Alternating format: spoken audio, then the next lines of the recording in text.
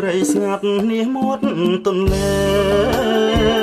កន្លែងគូស្នេហ៍ធ្លាប់មកកំសាន្តអស់រាត្រីស្ងាត់នេះមាត់ទន្លេកន្លែងគូស្នេហ៍ធ្លាប់មកកំសាន្ត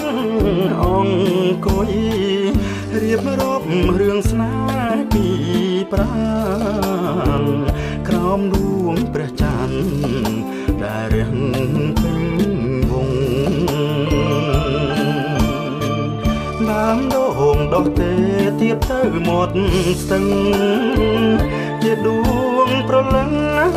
ខ្ញុំនឹងលួនល្អង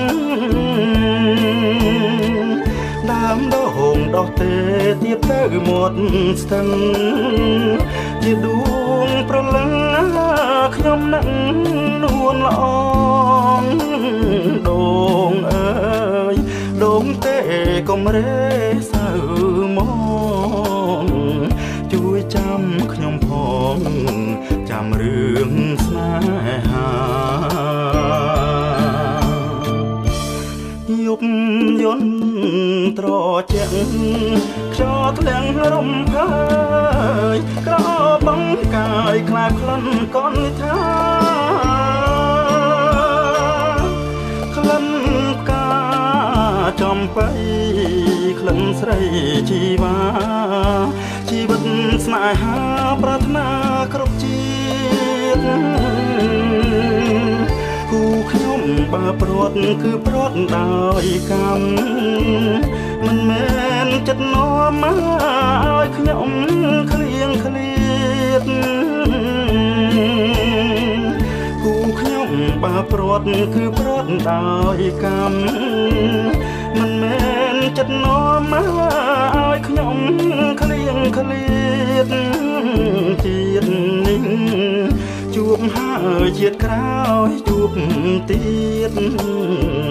សូមជួបគ្រប់ជាតិកុំឃ្លាតសោះឡើយ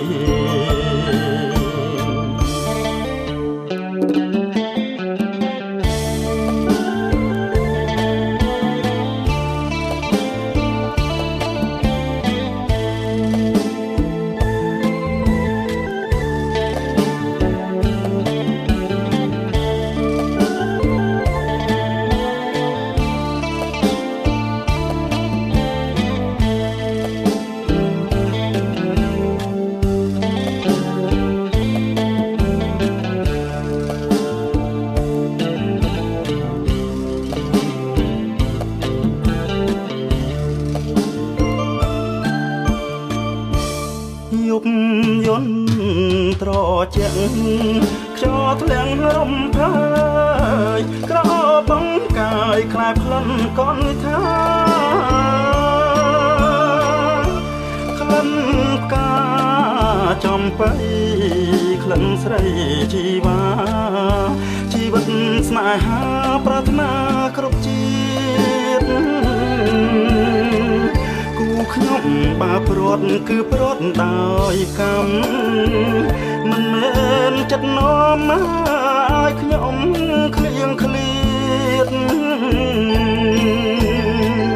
គូខ្ញុំបើព្រាត់គឺព្រាត់ដោយកម្មមិនមែនចិត្តនាំមក